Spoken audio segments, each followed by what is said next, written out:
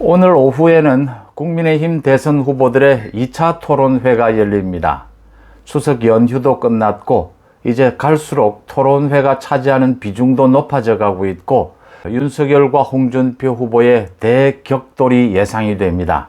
오늘 토론회에서 쟁점이 될 사항, 또 토론회에 임하는 태도 등에 대해서 여러분들과 함께 한번 예측해 보고자 합니다. 송은재TV 시작합니다. 구독, 좋아요 부탁드립니다. 그러니까 오늘 토론회에서 홍준표 후보가 윤석열 후보를 상대로 아주 공격적으로 나설 것으로 보입니다. 공격에 나서는 지점은 포인트는 두 가지입니다. 하나는 윤석열 후보의 고발 사주 의혹을 비롯한 개인적인 여러 가지 의혹들, 가족들의 의혹들에 대해서 집중적인 공격을 퍼부을 것으로 보입니다. 또 다른 하나는 윤석열 후보의 국정 전반에 걸친 정책에 대한 이해도나 미숙함 이런 부분에 대해서 집중적으로 파고들 것으로 보입니다. 윤석열 후보 입장에서는 홍준표 후보가 최근 들어서 이제 전략을 바꾼 부분, 조국을 수호하다가 역선택을 노리다가 이제 많은 비판을 받았죠. 지지율도 주춤하고 많은 비판을 받으면서 이제 전략을 수정해서 이재명에 대한 공격에 나서고 있는데, 이같이 전략을 수정하는 것에 대해서 역공을 퍼부을 수도 있고, 또 자신있게 국정에 대한 여러 가지 정책, 공약을 내는 방법, 정책 토론으로 분위기를 이끌어가는 이런 전환이 가능할지 하는 부분들이 쟁점이 될 것으로 보입니다. 홍준표 후보는 토론회를 앞두고 어제 윤석열 후보의 고발 사주 의혹에 대해서 이미 메시지를 내놓았습니다. 윤석열 후보의 고발 사주 의혹에 대해서 개인 비리에 불과한데 당이 나서서 물고 뜯는 형국이 됐다라고 지적을 하면서 세상에는 비밀이라는 게 없다. 국민 앞에 솔직히 고백하고 처분을 기다려야 한다. 라고 어제 지적을 했습니다. 홍준표 후보는 계속해서 윤석열 후보의 이 고발 사주 의혹에 대해서 이거 개인 비리니까 당은 나서지 마라. 개인이 나서서 진상을 모두 밝히고 또 공수처가 수사를 하고 있으니까 수사를 받아야 한다. 이런 입장입니다. 고발 사주 의혹에 대해서 이렇게 볼 수도 있습니다. 이걸 개인 비리라고 볼 수도 있습니다.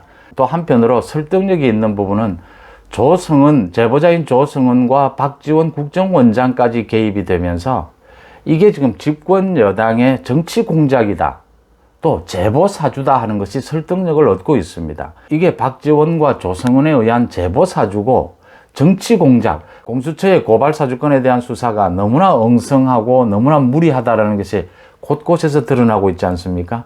이런 것으로 봐서 정치 공작이다, 선거 공작이다. 그러면 당연히 국민의힘 당이 나서야 하는 부분입니다.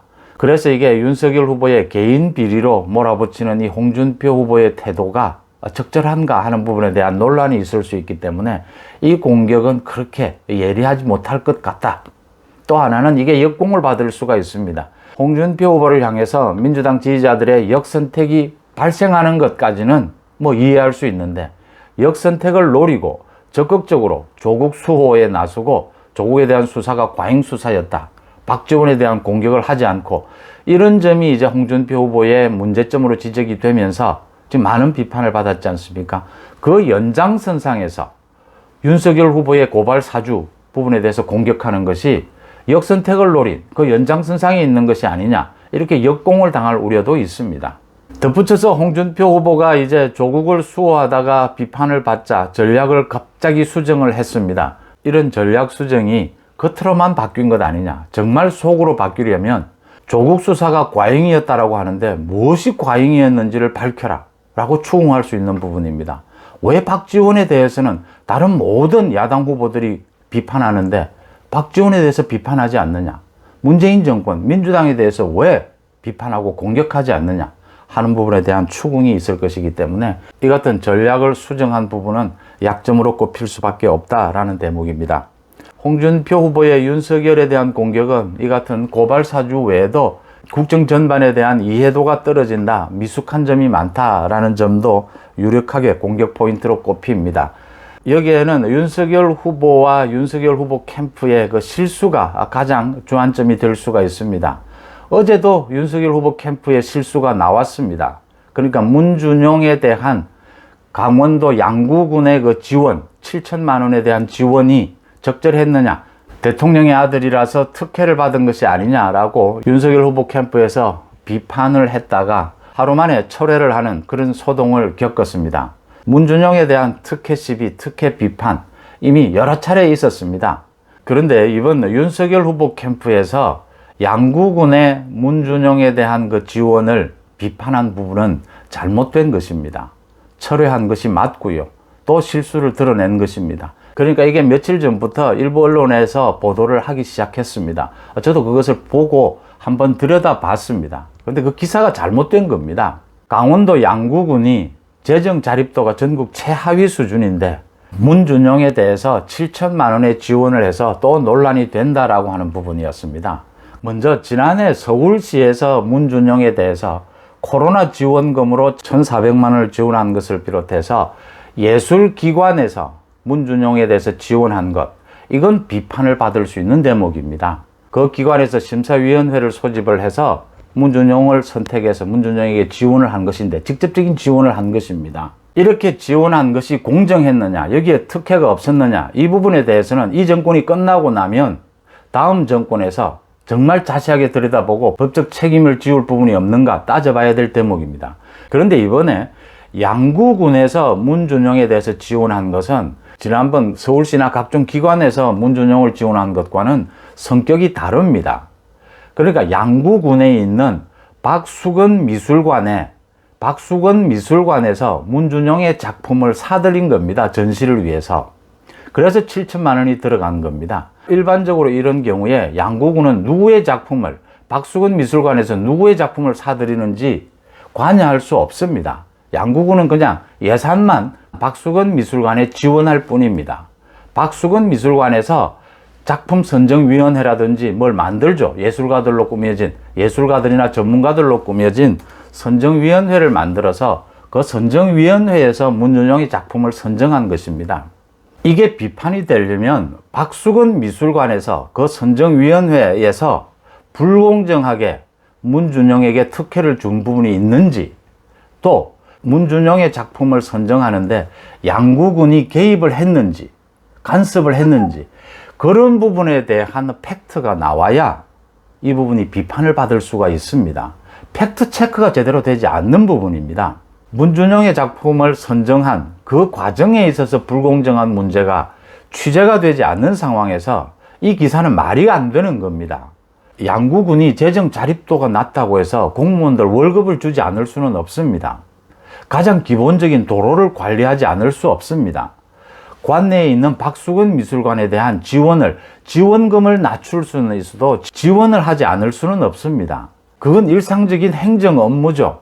예산이 부족하면 새로운 사업을 하지 못한다는 것이죠.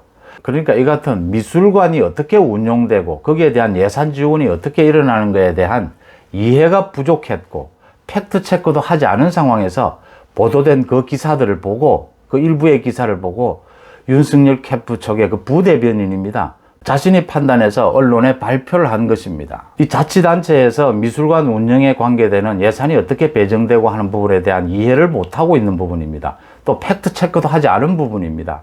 그런데 이 부분에 대해서 진중권 전 교수가 아주 혹독한 비판을 했습니다. 저는 그 진중권 교수의 그 비판도 침소봉대라고 봅니다. 진중권 교수가 이런 비판을 했습니다. 문화예술에 대한 이해가 부족한 천박한 인식을 하고 있다라고 하면서 문화예술계는 지난 200~300년 동안 내려오는 독자적인 그 세계만의 어떤 영역이 있다. 그 부분을 존중해 줘야 한다. 예산은 지원하되 간섭하지 말아야 한다. 이런 얘기들을 했습니다. 그렇게 침소봉대할 일은 아니라고 봅니다. 이게 지금 문화예술에 대한 인식의 부족, 불필요한 간섭, 권력이 문화예술을 간섭하려고 한다. 이런 인식에서 나온 건 아니다. 라는 점입니다. 이 침소봉대를 하지 말아야 한다라는 부분입니다. 흔히 많은 예술가들이 얘기합니다. 예산 지원은 하되 간섭하지 마라. 훌륭한 말입니다. 그런데 예산 지원을 하는데 국민이 낸 세금입니다. 국민이 낸 세금으로 예산을 지원하는데 간섭하지 마라. 예술의 영역은 간섭해서는 안 됩니다. 근데 그 예산이 어떻게 쓰이고 낭비되는 부분은 없는지 이런 부분들을 체크하는 것은 당연한 겁니다. 그걸 하지 않으면 공무원들이 자기 의무를 다하지 않은 것입니다. 간섭하지 않는다. 네, 간섭하지 않는 것이 좋습니다. 예술의 영역, 전문가의 영역은 간섭하지 않는 것이 좋습니다. 그렇지만 국민이 낸 세금으로 지원하는 예산이 정말 효율적으로 쓰여지고 있는가에 대한 점검, 간섭은 당연히 일어나야 하는 겁니다. 뭐 이게 권력이 문화예술에 대해서 간섭하려고 하는 그런 천박한 인식을 드러냈다, 그렇게까지 침소봉대할 일은 아니다 라고 하는 점도 분명히 해두고 싶습니다. 토론회 태도와 관련해서 1차 토론회에서 홍준표 후보나 유승민 후보는 고압적이고 좀 오만한 태도를 보여서 많이 점수가 깎였다, 이런 지적을 받았습니다. 윤석열 후보나 최재형 후보도 좀 더 이제는 토론회가 거듭될수록 좀 더 자신감 있게 자신의 국정 철학이나 공약에 대해서 좀 더 자신감 있게 이야기를 해야 한다라는 점이 지적이 됩니다. 1차 토론회를 처음 해서 윤석열 후보는 지지율이 다시 반등하는 모습을 보이고 있고, 홍준표 후보는 지지율이 정체 내지는 하락하는, 꺾이는 이런 모습을 보이고 있습니다. 2차 토론회에서 이걸 만회하고자 하는 홍준표 후보의 공격, 또 이걸 방어하면서 좀 더 적극적인 모습을 보여줘야 하는 윤석열 후보의 대처, 어떨지 관심이 끌리는 대목입니다. 대선 후보 토론회는 그러니까 앞으로 다음 달 8일 2차 경선 결과가 발표가 되지 않습니까? 그때까지 오늘 토론회를 비롯해서 5번이 더 남아 있습니다. 본 경선까지는 20번의 토론회가 더 열릴 예정입니다. 여러 가지 많은 요인들이 있겠지만 후보 지지율을 결정하는 토론회가 가장 중요한 요인으로 떠오르고 있다. 워낙 토론회가 많이 열리기도 하고 지금 뭐 코로나 사정으로 대면 접촉이 어려운 만큼 토론회가 아주 중요한 요인으로 떠오르고 있다. 그 점에서 1차 토론회가 사실은 뭐 상견례 수준이었다라고 한다면 이제 2차 토론회부터는 본격적인 토론회의 내용, 토론회 태도에 대해서 많은 지지율 변화가 예상이 되는 만큼 오늘 2차 토론회는 굉장히 중요한 지점이 될 것이다, 그런 점입니다. 2차 토론회가 끝나고 난 다음에 여러분들과 다시 얘기를 나누는 시간 갖도록 하겠습니다. 고맙습니다.